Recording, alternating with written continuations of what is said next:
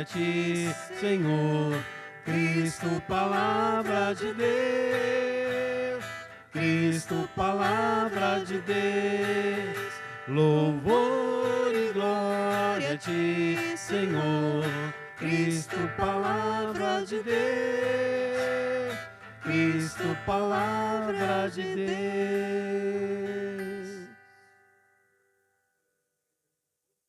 Ele está no meio de nós. Proclamação do Evangelho de Jesus Cristo segundo Mateus. Glória a vós, Senhor.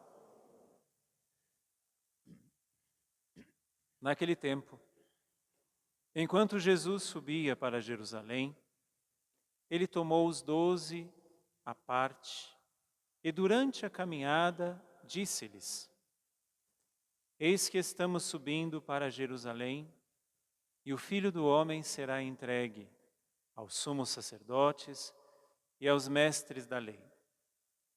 Eles o condenarão à morte e o entregarão aos pagãos para zombarem dele, para flagelá-lo e crucificá-lo.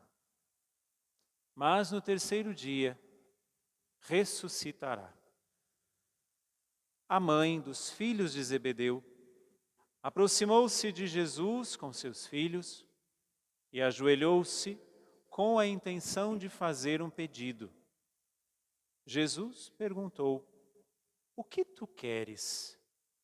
Ela respondeu: Manda que estes meus 2 filhos se sentem no teu reino, um à tua direita e outro à tua esquerda. Jesus então respondeu-lhes: Não sabeis o que estáis pedindo. Por acaso podeis beber o cálice que eu vou beber? Eles responderam: Podemos. Então Jesus lhes disse: De fato, vós bebereis o do meu cálice, mas não depende de mim conceder o lugar à minha direita ou à minha esquerda. Meu Pai é quem dará esses lugares àqueles para os quais Ele os preparou. Quando os outros 10 discípulos ouviram isso, ficaram irritados contra os 2. Jesus, porém, chamou-os e disse: Vós sabeis que os chefes das nações têm poder sobre eles, e os grandes as oprimem. Entre vós não deverá ser assim. Quem quiser tornar-se grande, torne-se vosso servidor. Quem quiser ser o primeiro, seja vosso servo. Pois o Filho do Homem não veio para ser servido, mas para servir e dar a sua vida como resgate em favor de muitos. Palavra da salvação. Glória a vós, Senhor. Meus irmãos, minhas irmãs, nestes 40 dias que estamos vivendo de Quaresma, cada dia, e eu gosto de olhar a Quaresma dessa forma, é um degrau que nós subimos. Toda subida requer um esforço. Precisamos nos empenhar, precisamos da força das pernas, porque é um esforço. E cada dia nós temos um degrau para subir. E neste dia, o Senhor nos coloca diante de uma primeira leitura que é a conspiração contra Jeremias. Estão conspirando porque Jeremias estava sendo fiel a Deus. Daqui nós já tiramos uma conclusão. O grande termômetro da nossa fidelidade a Deus é se conspiram contra nós. É se nos caluniam, é se nos perseguem.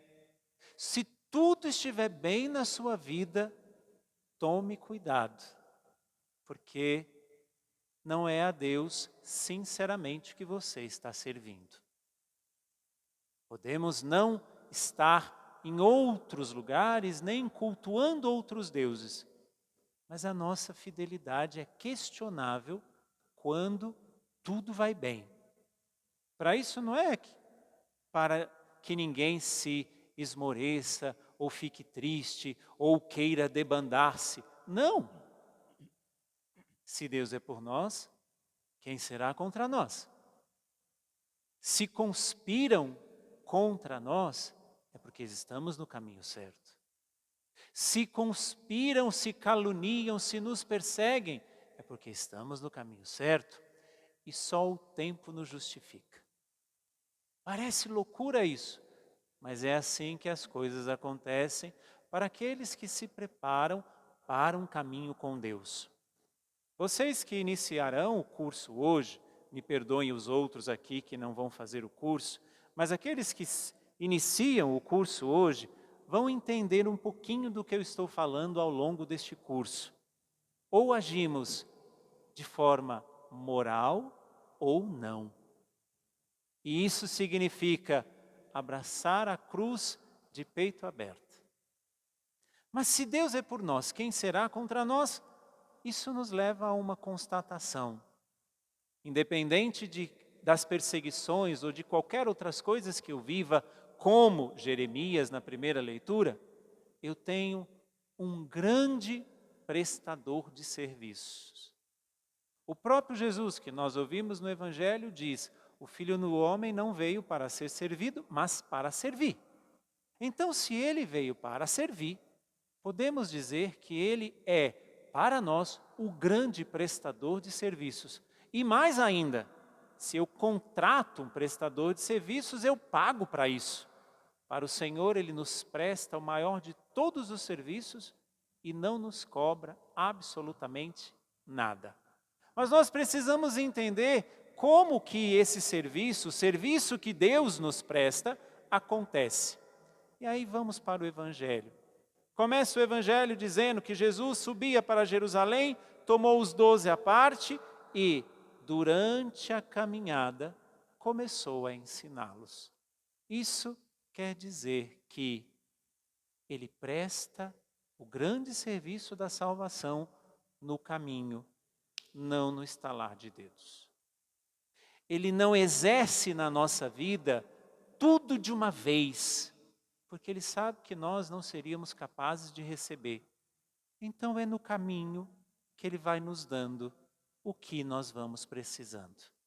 Por isso, existe dentro da teologia uma coisa chamada Tratado da Graça. Existe a graça momentânea, que é para aquele momento, e existe a graça contínua, a graça que eu preciso para chegar até o céu. É no caminho que ele presta o serviço para nós. Uma outra coisa, para termos consciência de como esse serviço acontece, Deus nos mostra que é no incomparável. O que ele nos dá é incomparável com qualquer coisa que o mundo possa nos oferecer. Por isso que chega essa mulher com os 2 filhos de Zebedeu, pedindo a Jesus que os coloque, um à direita, o outro à esquerda. E aí Jesus vai questioná-los: mas vocês serão capazes de me seguir até o fim? E eles vão dizer: sim, para nos mostrar, não é nesta terra que nós receberemos de Deus o que realmente Ele tem para nós. Ele vai nos dando pouco a pouco, mas o que realmente Ele tem para nós não é comparável a tudo aquilo que nos é oferecido. Passa um filme na tua vida no último mês. Quantas coisas te foram oferecidas? Quantas coisas chegaram até você como propostas? Boas, não boas e até mesmo ruins demais. A proposta que Deus faz a você não é para este mundo. A proposta que Deus faz e por isso nos pede fidelidade não é para este mundo, mas é para a eternidade. E uma última coisa de como Ele presta serviço a nós é que quando os apóstolos ouvem que existiu essa conversa de Jesus com a mãe destes 2 apóstolos, os outros começaram a questionar. Vamos nos colocar no lugar. Todos nós queremos ser queridinhos, só que muitas vezes não somos.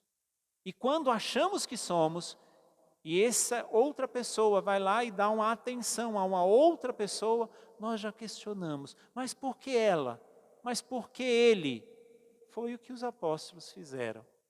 E o ensinamento que Jesus dá é: o que eu dou a vocês não pode separar vocês.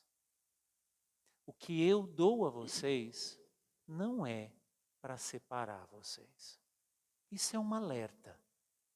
Tudo aquilo que me separa do outro não vem de Deus. Tudo aquilo que me divide do outro não vem de Deus. Então, com toda sinceridade, questione o seu coração nesta noite e veja, Deus quer prestar o maior de todos os serviços para nós, a sua salvação. Mas para que essa salvação nos alcance, é no caminho que ela vai nos alcançando. É dando não o que passa, e principalmente nos fazendo perceber tudo que nos separa não vem de Deus. Que hoje, meu irmão e minha irmã, nós possamos assumir uma postura moral diante do que Deus faz. E principalmente, ter o termômetro. Se sou perseguido, estou no caminho certo. Se estão conspirando contra mim, estou no caminho certo. Se estão me perseguindo, me caluniando, me fazendo sofrer, eu estou no caminho certo. Nesta hora, levante a sua cabeça e responda: se Deus é por nós, quem será contra nós? Louvado seja nosso Senhor Jesus Cristo. Para sempre seja louvado.